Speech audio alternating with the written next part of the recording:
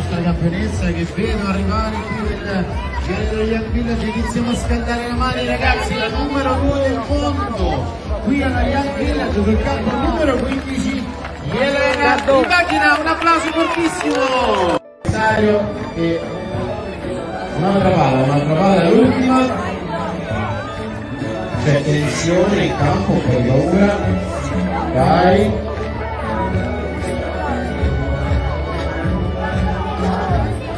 E vengono a trovarsi qui allo Young Village. Qui è quello della birra. Io me lo ricordo, Piano.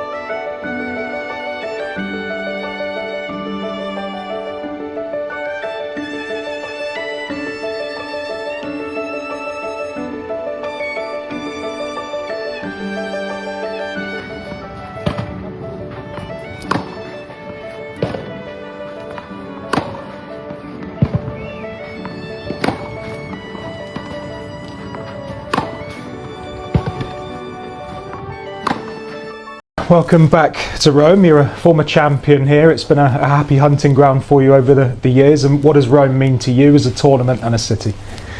Yeah, it's a really nice tournament, and of course I have great memories from a couple of years ago. And I would say it's a difficult tournament for me because of the timing. I get some allergies, but even with this kind of issue, I managed to win it once, so I'm hoping that this year is going to be successful too.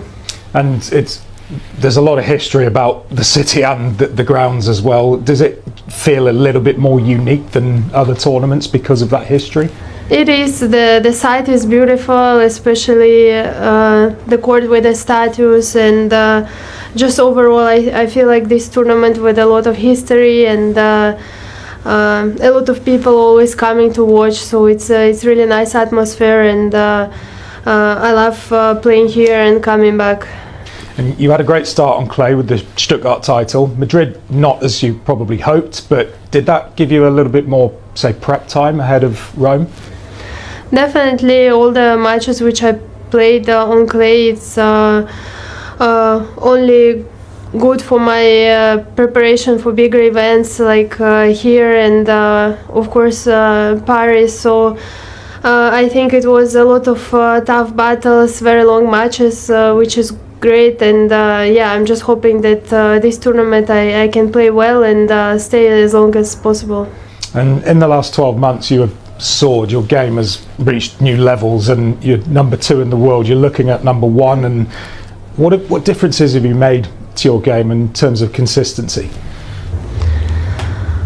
Well, I would say that we trying to work a lot physically, which is not easy because you cannot push much when you have such a packed schedule with a lot of matches, but we still try to find a way to improve physically, and of course technically we always try to make some adjustments since the courts are different, the conditions are different, and the most important, I feel like the confidence is there, of course, with playing a lot of matches, winning some tough matches, and yeah, just trying to make right decisions on the court, and for now it's been working well, and I hope this consistency I can show throughout the whole year. And 26 has been a great year for you so far with a slam, Stuttgart, 2 in the world. And has it made you reassess your goals in terms of thinking bigger? Well, my goals are still the same. I want to win Grand Slams, all the big events. That's the main goal, and of course, ranking. It's all following up. I think the most important is always to improve, and then ranking. You cannot really.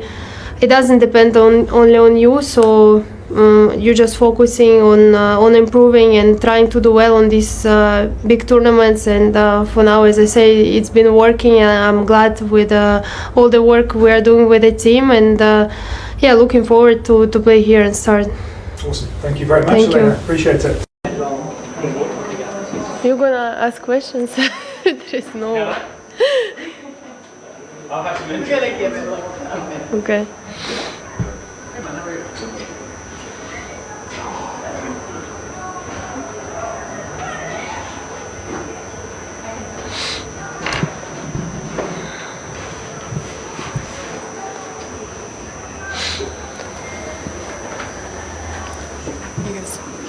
Perfect. All right, we'll get started. Elena, welcome. How do you feel to be back in Rome? Feeling great. Really love this tournament, so very excited to start. Question. Hey, Elena. Just curious, how different is the transition from Madrid with the altitude to coming here, and what do you do to kind of adjust back to normal conditions?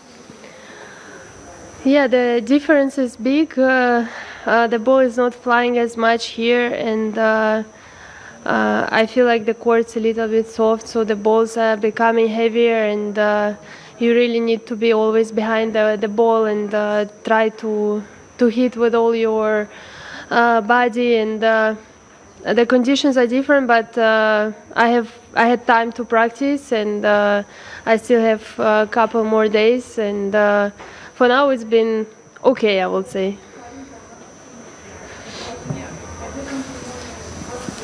I think of the titles you've won, 4 of them are on clay. It's like a big percentage of your titles. I'm curious, over the years, obviously you're great on the surface now. At what point did you feel like this could be a great surface for you?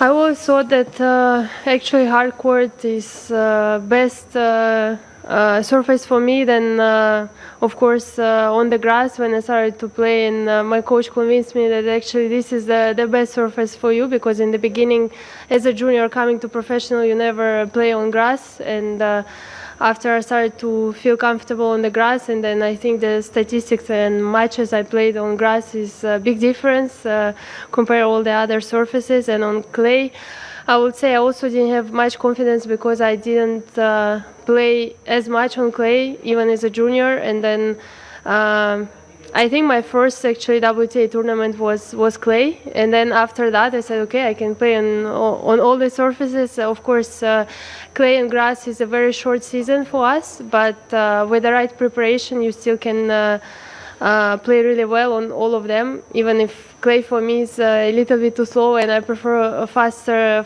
rally, shorter, but as a result show I can play well on all the surfaces.